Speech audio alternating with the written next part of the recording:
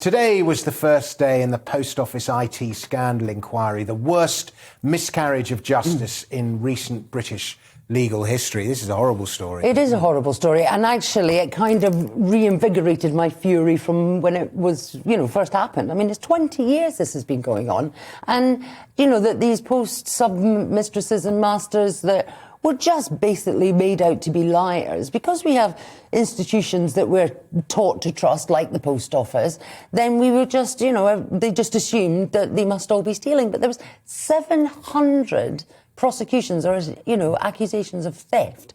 And, they kept saying it's not us, there's a problem with the system. And nobody took any notice, or they tried to cover it up. And, that's why the inquiry is happening now. Yeah, the faulty IT system was treated as gospel. 100%. And 20 years ago, an IT system, of course it was faulty. What was interesting to me is that there were people who were clearly innocent pleading guilty. Yeah.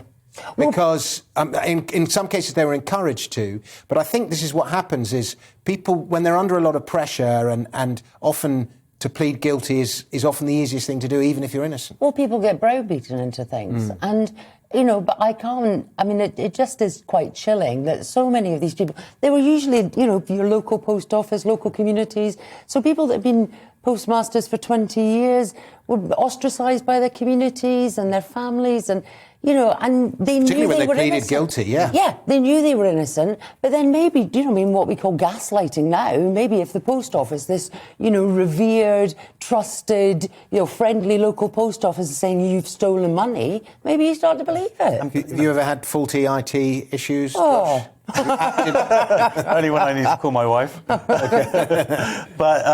people have died, since this all happened. And the amazing thing, how has nobody been prosecuted?